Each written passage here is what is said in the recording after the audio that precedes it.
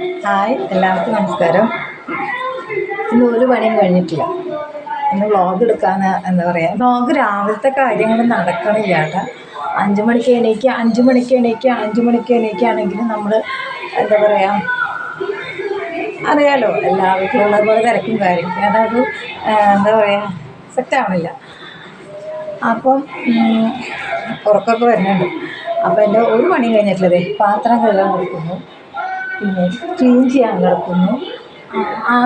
ആകെ കഴിഞ്ഞത് തുണി കുറേ കഴുകി വിരിച്ചിട്ടിട്ടുണ്ട്. വേറെ ഒരു പണി കഴിഞ്ഞിട്ടില്ല. കുക്കറിൽ ചോറ് വെച്ചിട്ടുണ്ട്. ഇത് തൈര് വാങ്ങിച്ചു കൊടുത്തിട്ടുണ്ട്. മുട്ട വറുക്കാം. എനിക്കും 3 കുഞ്ഞുങ്ങൾക്ക് മതി. അച്ഛൻ്റെ തേപ്പ പോയി, വീണ്ടും ജോലിക്ക് പോയി. അപ്പം പുള്ളിയുള്ളപ്പോൾ വീഡിയോ പിടിക്കാൻ വെച്ചാൽ ഞാൻ സ്റ്റാർട്ടിങ് അല്ലേ കുറച്ച് ആവട്ടെ എന്ന് വെച്ചിട്ടാണ്. അപ്പോൾ പിന്നെ പുള്ളിയെ പുള്ളിക്ക് ഇപ്പോൾ ആ ഒരു മൂടല്ല. എന്തായാലും പുള്ളിയാണെങ്കിൽ ഞാൻ കാണിക്കണില്ല. എന്തായാലും ഞാനിന്ന് പറയാൻ പോണ കാര്യം വേറെ ഒന്നുമല്ല. ഞാനിന്നലെ നമ്മൾ കുറേ സങ്കടപ്പെട്ടിരിക്കുമ്പോൾ ചില വീഡിയോസ് കാണുമ്പോൾ അറിയാതെ ചിരിച്ചു പോകും. അങ്ങനെ ഒരു വീഡിയോസ് ഞാൻ കുറേ ദിവസമായിട്ടാണ് കാണുന്നത്. അപ്പം ശരിക്കും അങ്ങനത്തെ അച്ഛന്മാരെ കിട്ടുക എന്ന് പറയുമ്പോൾ അങ്ങനത്തെ മക്കൾ ആ ഒരു കോംബോ ഉണ്ടാവുമല്ലേ. ശരിക്കും ആ റിട്ടയർമെൻറ്റ് ഗൾഫിൽ കുറേ ജോലിയൊക്കെ ചെയ്ത് നാട്ടിൽ വരുമ്പോൾ അയ്യോ ആ അച്ഛനെ കൊണ്ട് ചെയ്യുന്ന കുറേ ഫണ്ണി കാര്യങ്ങൾ. പക്ഷെ അത് നമ്മൾ ശരിക്കും പറഞ്ഞാൽ ഞാൻ എൻജോയ് ചെയ്യുന്നുണ്ട് കേട്ടോ. ഞാൻ എൻ്റെ കാര്യം പറഞ്ഞു, മറ്റുള്ള കാര്യമല്ല. അതിൽ കുറേ നല്ല മെസ്സേജസൊക്കെ അവരെ ഇതിൽ കിടക്കുന്നുണ്ട്. ഇങ്ങനത്തെ ഒരു അച്ഛനെ കിട്ടാന്നൊക്കെ പറഞ്ഞു. അതൊക്കെ ഒരു സത്യ കാര്യങ്ങളാണ്. അപ്പം അതും നല്ലതാണ്. പിന്നെ ഞാനൊരു എന്താ പേരാല് ഷഫീന എന്തോ ദീപ്തി ഒന്ന് നോക്കിയിട്ട് പറയാം. അവർ സാധാരണ ഒരു സ്ത്രീയാണ്. എന്താ വെച്ചാൽ അങ്ങ് കൂലിപ്പണിക്ക് പോണേ,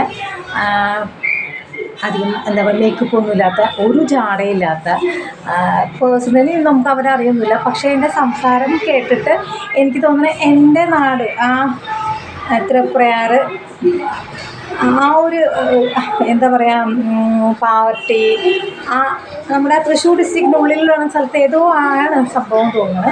പക്ഷെ അവർ കൂലിപ്പണിക്ക്, അതായത് മണ്ണ് മെറ്റൽ വീട്ടിൽ മറ്റേ സിമെൻറ്റ് പണിക്ക് പോകേണ്ടതാണ്.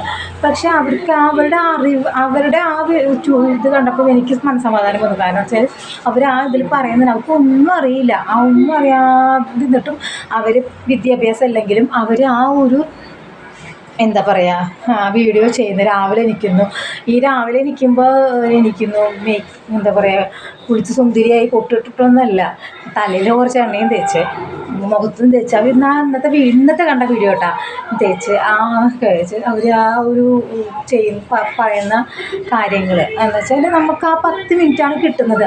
ആ 10 മിനിറ്റ് രണ്ട് വർത്താനം നല്ല കാര്യങ്ങൾ പറയുമ്പോൾ മറ്റുള്ളവർക്കും നല്ലതായിരിക്കും, അവർക്കും ഒരു സന്തോഷം. അപ്പോൾ അത് കണ്ടപ്പോൾ സത്യം പറഞ്ഞാൽ എനിക്ക് ഭയങ്കര ഇഷ്ടമായിട്ടോ. എന്താ പറയുക, പണിയെടുക്കുന്നതിന്, അതായത് കൂലിപ്പണിക്ക് പോയി എടുക്കുന്നതിന് അവർ ചേച്ചിയൊന്നുമല്ല, ശരിക്കും എൻ്റെ ഏജൊക്കെ ഉണ്ടാവുള്ളൂ. അപ്പം അവർ ആ വ്ളോഗ് ചെയ്യുമ്പോൾ അല്ലെങ്കിൽ റീൽസ് ചെയ്യുമ്പോൾ അവർ ഒരു എന്താ പറയുക, അയ്യോ ഞാൻ ഇത്ര നല്ല ഭയങ്കര സാരി എടുത്തിട്ട് അങ്ങനെയൊന്നുമല്ല. ഒരു എന്താ പറയുക, അത് തന്നെ നമുക്ക് സത്യം പറഞ്ഞാൽ ഭയങ്കര ആശ്വാസം. അങ്ങനത്തെ ആൾക്കാരെ കാണുമ്പോൾ തന്നെ നമ്മളെപ്പോലുള്ള വീട്ടിൽ അടഞ്ഞുകൂടി ഞാൻ കുറേ നാളുകൾക്ക് ശരിക്കും പറയുകയാണെങ്കിൽ ഞാനൊരു ബ്യൂട്ടീഷ്യനായിരുന്നു.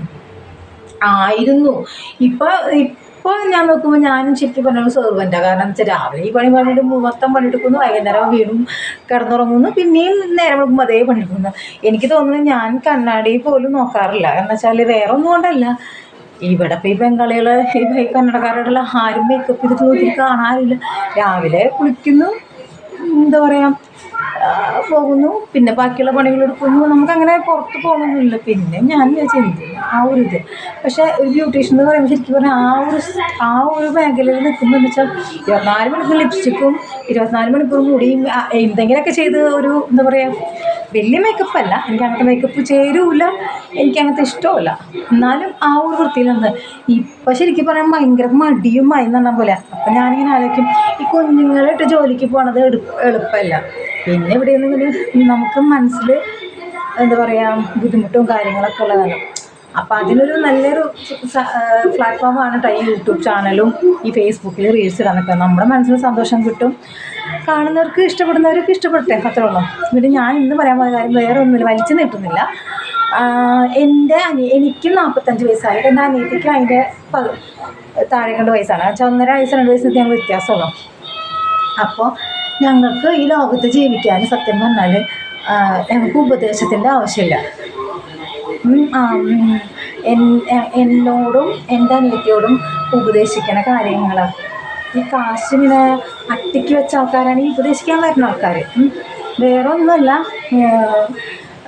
ഈ പറഞ്ഞ എൻ്റെ വീട് ഗുരുവായൂരാണ്. ഗുരുവായൂർ പടിഞ്ഞാറ് നടയിൽ, എനിക്ക് പറയണോട് പടിഞ്ഞാറ് നടയിൽ സ്റ്റെർലിംഗ് ജ്യോതി അപ്പാർട്ട്മെൻറ്റ് ഓപ്പോസിറ്റുള്ള സ്ഥലമാണ് എൻ്റെ വീട്. അത് ഒന്നുകൂടി ക്ലിയർ ആയപ്പോൾ കേരള വാട്ടർ അതോറിറ്റിയുടെ ആ ഒരു ബ്ലൂ ബിൽഡിംഗ് കാണാം. ഇനി ഒന്നും കൂടി പറയുകയാണെങ്കിൽ ദേവസ്വം ബോർഡിൻ്റെ പുതിയ ബസ്സൊക്കെ പാർക്ക് ചെയ്യാനുണ്ട് നമ്മുടെ മുന്നിൽ. പണ്ട് അത് പാടായിരുന്നു. ആ പാടത്ത് കുറേ പിള്ളേർ ബോൾ കളിക്കായിരുന്നു. അപ്പോൾ ഇന്ന് വികസിച്ചപ്പോൾ അത് മണ്ണൊക്കെ ഇട്ട് ദേവസ്വം ബോർഡ് എടുത്ത കാരണം കൊണ്ട് ബസ്സുകളൊക്കെ ഉണ്ട്. പിന്നെ എൻ്റെ വീട്ടിലത്തെ 3.5 സെൻറ്റ്, എൻ്റെ 3 സെൻറ്റ് സ്ഥലം ഞങ്ങളോട് പറയുന്ന ഉപദേശികളോടാണ് ഞാൻ പറയാനുള്ളത് കേട്ടോ. പറയണത് എന്താണെന്ന് അറിയാലോ, അതെ നിങ്ങൾക്ക് വീട്ടിൽ പൊക്കൂടെ? ഈ ഞങ്ങളുടെ വീടിൻ്റെ ഞങ്ങളുടെ വീടിൻ്റെ മുന്നിൽ ഞങ്ങൾ ആദ്യം എൻ്റെ അമ്മയുടെ അമ്മ കൊടുത്ത ഒരു അനുസരിച്ചുണ്ട്. അവിടെ ബിൽഡിങ് വന്നാൽ നിങ്ങളുടെ വീട് മറഞ്ഞു പോകില്ലേ? അല്ലെങ്കിൽ അവിടെ ബിൽഡിങ് വന്നാൽ നിങ്ങളുടെ വീടിൻ്റെ സ്ഥലത്തിന് വില കുറയില്ലേ? അല്ലെങ്കിൽ നിങ്ങൾക്ക് വീട് വിറ്റിട്ട് നിങ്ങൾക്ക് ദൂരെ പൊക്കൂടെ? ഇതൊക്കെ പറഞ്ഞിട്ട് ഞങ്ങൾക്ക് 45 വയസ്സാണ്.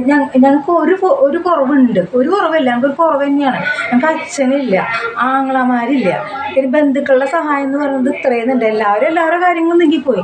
എൻ്റെ അമ്മ കഴിഞ്ഞ വർഷം സ്ട്രോക്ക് വന്നിട്ട് സ്ട്രോക്ക് വിഷമിച്ചിട്ട് സ്ട്രോക്ക് വന്നതാണ്. അതുകൊണ്ട് നമുക്ക് മാനസിക വിഷമം ഉണ്ടാകുമ്പോൾ സാധാരണ താങ്ങാൻ പറ്റാത്തവരാണ് സ്ട്രോക്ക് വരും. അങ്ങനെ വിഷമിച്ച് സ്ട്രോക്ക് വന്നതാ. എന്നിട്ട് പോലും ഞങ്ങളുടെ അമ്മേനെ ഞങ്ങൾ ദൂരെയൊന്നും കളഞ്ഞിട്ട് ഞങ്ങൾ അവരെ ഞങ്ങളുടെ കൂടെ കൂട്ടണം എന്ന് തന്നെ ആഗ്രഹം. ആ ആഗ്രഹത്തിൽ ഒരു ഇതില്ല. പക്ഷെ ഞങ്ങളെ കൊണ്ടാവുന്ന രീതിയിൽ ഞങ്ങൾ നോക്കുന്നുണ്ട്. എന്നിട്ട് അത് ഞങ്ങളുടെ പേഴ്സണൽ കാര്യമാണെങ്കിലും ചില ആൾക്കാർക്ക് അവിടെയുള്ളൂ ഭയങ്കര ചൊറിച്ചിൽ. പൊക്കൂടെ ദൂരെ എവിടെ പോയി? ഞാൻ ചോദിക്കില്ല. ഇപ്പോൾ ഈ വെള്ളപ്പൊക്കം വന്നപ്പോൾ സത്യം പറയാനല്ല, ഞങ്ങളുടെ അവിടെയും ഗുരുവായൂർ നല്ല വെള്ളപ്പൊക്കത്തിന്. എന്നാലും പിന്നെന്ന് വെച്ചാൽ കുറച്ച് കഴിയുമ്പോൾ 2 ദിവസം കഴിയുമ്പോൾ 2002-03 നല്ലോണം ഞങ്ങൾ പഴയ വീട്ടിലപ്പോൾ ഏകദേശം എൻ്റെ തലയുടെ പൊക്കത്തിലൊക്കെ വെള്ളം നിന്നിട്ട് ഞങ്ങളൊക്കെ അത് ചെറുതായിരുന്നു. എന്നാലും വലിയ ഇതൊന്നുമില്ല. അപ്പം അന്ന് വെള്ളം കയറിയിട്ടുണ്ട്. വെള്ളം കയറിയില്ല എന്നല്ല, ദൂരെ പൊയ്ക്കൂടെ? ഈ പറയുന്ന ഉപദേശങ്ങളോടാണ് പറയാനുള്ളത് എനിക്ക്. ഞങ്ങളുടെ സ്ഥലം വിൽക്കാനും പോകണില്ല, ഞങ്ങൾ അവിടുന്ന് പോകാനും ഉദ്ദേശിക്കുന്നില്ല. ഞങ്ങൾക്ക് ബുദ്ധി പറഞ്ഞു തരേണ്ട ഒരു ആവശ്യമില്ല. ഈ ഒരു വീടിൻ്റെ മുമ്പിൽ ഒരു വീട് വന്ന് വെച്ചിട്ട് ആ വീട്ടിലേക്ക് മുഖം കുറഞ്ഞെന്ന് വെച്ച് സ്ഥലത്തിന് വില കുറയാണെന്ന് പോലും ഇപ്പോൾ കുറഞ്ഞാൽ തന്നെ ഞാൻ സഹിച്ചോണ്ട്, ഞാനോ എൻ്റെ അനിയത്തിയോ സഹിച്ചോണ്ട്, അത് സഹിക്കാൻ ആരും ഞങ്ങൾ ഏർപ്പെടുത്തിയിട്ടില്ല. ഇത് പറയുന്ന ഈ ബ്ലോഗ് കാണുന്ന എൻ്റെ ഗുരുവായൂർക്കാരെങ്കിലും ഉണ്ടെങ്കിൽ അത് മനസ്സിലാക്കാൻ വേണ്ടിയിട്ടാണ്. കുറേ ആൾക്കാരായി വെറുതെ ഇതെന്താണെന്നറിയോ കാര്യം, ചില ആൾക്കാരുടെ മനസ്സിലിരിപ്പുണ്ട്. എൻ്റെ ഹസ്ബൻഡിനും അവളുടെ ഹസ്ബൻഡിനും ഇതിലേക്കൊരു കയ്യുമില്ല. കാരണം എന്താ വെച്ചാൽ അവർക്കറിയാം അത് അവരുടെ പ്രോപ്പർട്ടി അല്ല, അത് എൻ്റെ അനിയത്തിനും പ്രോപ്പർട്ടിയാണ്. അതിന് കൈയെടുത്ത് ഞോണ്ടേണ്ട കാര്യം അവർക്ക് അറിയില്ല. അതുകൊണ്ട് രണ്ടാളും സൈലൻ്റാണ്. കാരണം അവർ രണ്ടുപേരും ഞങ്ങളോട് വിൽക്കാനോ അല്ലെങ്കിൽ അത് ചെയ്ത് ഞങ്ങളോട് പ്രസ് ചെയ്തിട്ട് അവർക്ക് കാര്യമില്ല എന്നത് നന്നായിട്ട് അറിയാം. അപ്പം അവരെ സംബന്ധിച്ചും അവരുടെ അമ്മയുടെ പ്രോപ്പർട്ടി, അവരുടെ കാര്യങ്ങൾ അത് അവർ ചെയ്യട്ടെ, അവർക്ക് ഇഷ്ടമുണ്ടെങ്കിൽ ചെയ്യട്ടെ. ഞങ്ങൾക്ക് ഇഷ്ടമുള്ള സമയത്ത് ഞങ്ങളുടെ മക്കളുടെ സമയത്തോ എന്തെങ്കിലും ഞങ്ങൾക്ക് അങ്ങനെ ഇതുണ്ടെങ്കിൽ ഇവർ കുറേ ബ്രോക്കർമാരും വിളിച്ചിട്ട് ഞങ്ങളെ ഉപദേശിക്കാം. ഈ ലോകം എന്താ, നമ്മൾ ഈ ലോകത്തൊന്നല്ല, ഇവർക്ക് മാത്രം ബുദ്ധിയുള്ള, വേറെ ആർക്കും ബുദ്ധിയില്ലേ? അല്ല, അറിയാൻ വയ്യാഞ്ഞിട്ട് ചോദിക്കുക ഇവിടെ. അപ്പം ഒരാളും ബുദ്ധി പറഞ്ഞു തരാൻ വേണ്ടി വിളിക്കണ്ട. കാരണം എന്താ വെച്ചാൽ ഞങ്ങളുടെ വീടിൻ്റെ മുമ്പിൽ ഇനി 10 നില ബിൽഡിങ് വന്നാലും പ്രബലിക്കും ഒരു വിഷയമുള്ള കാര്യമല്ല. അതിനുവേണ്ടി ആരും നിങ്ങളുടെ വീടിൻ്റെ മുമ്പിൽ പറഞ്ഞാൽ ഈ ബാംഗ്ലൂർ ടൗൺ, ഞാനിപ്പോൾ പുറത്തിറങ്ങിയിട്ട് ബാംഗ്ലൂരും കണ്ടിട്ടുണ്ട്, മുംബൈയും കണ്ടിട്ടുണ്ട്. ഈ പറഞ്ഞ മാതിരി നമ്മുടെ നാട്ടിൽ കുറേ കൊച്ചിയും കണ്ടിട്ടുണ്ട്. ഈ സ്ഥലങ്ങളിലൊക്കെ ഉണ്ടല്ലോ, ഒരു വീടിൻ്റെ മുമ്പിൽ ബിൽഡിങ് വന്നിട്ട് പുറകിലത്തെ ബിൽഡിങ്ങിൽ ആൾക്കാർ ആരും ആത്മഹത്യ ചെയ്തിട്ടില്ല. മനസ്സിലായ? അതാദ്യം മനസ്സിലാക്കുക. ഇത് വെറുതെ ഇരുന്നിട്ട് ഇങ്ങനെ എന്താ പറയുക, അങ്ങടാക്കിക്കൂടെ ഇങ്ങടാക്കിക്കൂടെ.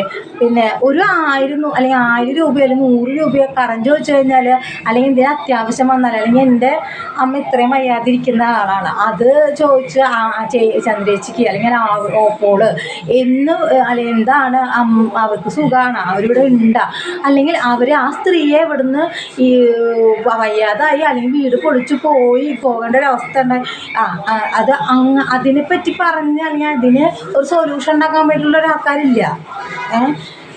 നമുക്ക് ഉപദേശം തരാം, നമുക്ക് അങ്ങനെ ഉപദേശം വേണ്ട. ഉപദേശമൊക്കെ മടക്കി 4 മടക്കി അവരവരെ പോക്കറ്റിൽ തന്നെ വെച്ചാൽ മതി. ഇവിടെ എൻ്റെ അടുത്ത് നടക്കില്ല. കാരണം എന്താ വെച്ചാൽ, എനിക്ക് പ്രഭിക്ക് എപ്പോൾ തോന്നുന്ന സമയത്ത്, ആ സമയമുണ്ട് ഇനി. അല്ലാണ്ട് നാളെ ഉണ്ട് പോയിട്ട് ഞങ്ങൾക്ക് ഇപ്പോൾ സഹിക്കാൻ വയ്യട്ടെ, ഞങ്ങൾക്ക് ഭയങ്കര മടുത്തു എന്ന് പറഞ്ഞിട്ട് ഞങ്ങൾ എന്തായാലും ആരെയും കാല് പിടിക്കാനും പോകില്ല. ആരെയും പേടിച്ചിട്ട് വീട്ടിൽ പോകേണ്ട ആവശ്യമില്ല. ഇത് ഉപദേശിക്കാൻ വരുന്ന ആൾക്കാർക്ക് ഫ്രീ ആയിട്ട് ഉപദേശം തരേണ്ട ആവശ്യമില്ല. അവരൊക്കെ അവരവരുടെ കുടുംബത്ത് അവരവരുടെ രീതിയിൽ അവരവരുടെ കാര്യങ്ങൾ നോക്കിയിട്ട് ഇരിക്കും. അല്ലാതെ എൻ്റെ അനിയത്തിനെ നിങ്ങളങ്ങനെ ചെയ്തില്ലേ, നിങ്ങളിങ്ങനെ ചെയ്തില്ലേ, നിങ്ങളെ അമ്മേനെ ഇതാക്കിയിട്ട് അനാഥാലയത്തിൽ കൊണ്ടിട്ടില്ലേ എന്ന് ചോദിക്കുന്ന മറ്റവിടുത്തെ മക്കൾക്കാണ്. അതായത് അങ്ങനത്തെ ചോദിക്കുന്ന മക്കൾക്കാണ് ഞാൻ ഈ മറുപടി പറയണത്. വേറെ ഒന്നുമല്ല. ഞങ്ങളുടെ അമ്മേനെ ഞങ്ങൾക്ക് നല്ല വേദന ഉണ്ട്. ഞങ്ങളുടെ അമ്മ പ്രാന്തുള്ള സ്ത്രീയോ അല്ലെങ്കിൽ മന്ദബുദ്ധി സ്ത്രീയോ ഒന്നുമല്ല. 10-24 വയസ്സിൽ കല്യാണം കഴിച്ചിട്ട് 2 മക്കളെയും ചേർത്ത് പിടിച്ച് ഞങ്ങളുടെ അച്ഛൻ്റെയും അമ്മമ്മയുടെയും കീഴിൽ അവർ ജീവിച്ച വ്യക്തിയാണ്. ആ വ്യക്തിയിൽ ഞങ്ങൾ എന്തായാലും ദൂരക്കളയും. ഞങ്ങളുടെ അമ്മമ്മേനെ ഞങ്ങൾ കളഞ്ഞിട്ടില്ല, ഞങ്ങളുടെ അമ്മേനെ ഞങ്ങൾ കളഞ്ഞിട്ടില്ല. ഞങ്ങളെ ഞങ്ങൾ ചേർത്ത് പിടിച്ച് അവർ നിൽക്കേണ്ടതാണ്. അപ്പോൾ എൻ്റെ അമ്മയ്ക്ക് ഭ്രാന്തൊന്നുമില്ല. മനസ്സിലായ? ഇപ്പോൾ അവരുടെ മാനസിക അവസ്ഥ, അവർക്ക് അമ്മയ്ക്ക് ഇവിടെ ഇരുന്നാലേ കിട്ടുന്നുണ്ടെങ്കിൽ അത്. പിന്നെ എൻ്റെ അമ്മ വയ്യാത്തൊരു സ്ത്രീ ആയതുകൊണ്ട്, എൻ്റെ അനിയത്തി രാവിലെ ജോലിക്ക് പോകുന്നതുകൊണ്ടും, പിന്നെ ഈ എൻ്റെ ഒരു എന്താ പറയുക, എൻ്റെ അവളുടെ സമയദോഷം കൊണ്ട് നമ്മളെന്താ വിചാരിച്ചു, ഒരു വീട് പൊളിച്ച് വേഗം പണിയാന്നുള്ളത്. അതിൻ്റെ എതിരായിട്ട് വന്ന ആൾക്കാർ ജയിച്ചിട്ടിരിക്കണ പോലെ ഇരിക്കുന്നത്. ഇരിക്കട്ടെ, ഇരിക്കണം. അവർക്ക് എത്ര വേണമെങ്കിൽ അവർ ഇരിക്കട്ടെ എന്ന് ഞങ്ങൾ വിചാരിച്ചിരിക്കുന്നത്. പക്ഷേ ഞങ്ങൾ അതിന് വേണ്ടി വീട് പൊളിച്ചിട്ടുണ്ട്. എൻ്റെ അമ്മേനെ അനാഥാലയത്താക്കാനോ അല്ലെങ്കിൽ അവരെ കൊണ്ട് തൂര് കളയാനോ ഞങ്ങൾ ശ്രമിച്ചിട്ടില്ല. ഇതിന് കണ്ടില്ലേ ഇപ്പം മക്കൾ സൂഹിക്കണ്. ഈ പറഞ്ഞവർക്ക് എന്തിനാ സൂക്കാടാണ്. ഇവരെ ആരുടെയും 10 പൈസ എടുത്തിട്ടൊന്നും ഞങ്ങൾ ജീവിക്കുന്നില്ല. മനസ്സിലായി? ഞങ്ങൾ ആരുടെയും കയ്യിൽ നീട്ടാൻ പോയിട്ടില്ല. അവളാണെങ്കിൽ അന്തസ്സായി രാവിലെ ജോലിക്ക് ഇറങ്ങി ജോലി ചെയ്തിട്ടിരിക്കും. ഇപ്പം ഞാനാണെങ്കിൽ ജോലിക്ക് പോകാൻ പറ്റാത്ത കാരണം കൊണ്ട് എൻ്റെ കെട്ടുവിനെ കീഴിൽ ജീവിക്കുന്നത്. ഞാനും എന്താ പറയുക 10-18 കൊല്ലം ഒറ്റയ്ക്ക് ജോലി ചെയ്ത് ഇനിയിപ്പോൾ അതിന് എന്ത് പറഞ്ഞാലും വേണ്ടില്ല, ആ ജോലി ചെയ്ത് ജീവിച്ച വ്യക്തിയാണ്. മനസ്സിലായ? ഇവർക്കൊക്കെ ഒരു സൂക്കേടുണ്ട്. ഇവർക്ക് എന്താ പറയുക, കുറച്ച് ആൾക്കാർ ഞങ്ങളെ മനസ്സിലാക്കുന്ന വ്യക്തികളോടല്ല കേട്ടോ ഞാൻ പറയണത്. ഈ കുറച്ചാൾക്ക് ഇങ്ങനെ എന്താ പറയുക, ഈ ഞാനും സ്വഭാവം ആൾക്കാരോടൊക്കെ പറയണത്, ഞങ്ങൾക്ക് ഉപദേശം തരാൻ വേണ്ടി ആരും ഞങ്ങളെ തോണ്ടി ഞോണ്ടാണ്ട് അവിടെ ഇരുന്നാൽ മതി. ഈ കയ്യിൽ കാശുണ്ടെങ്കിൽ ആ കാശൊക്കെ മടക്കി അവിടെ തന്നെ വെച്ചാൽ മതി. അപ്പം ഇന്നത്തെ വ്ളോഗ് ഇത്രയേ ഉള്ളൂ.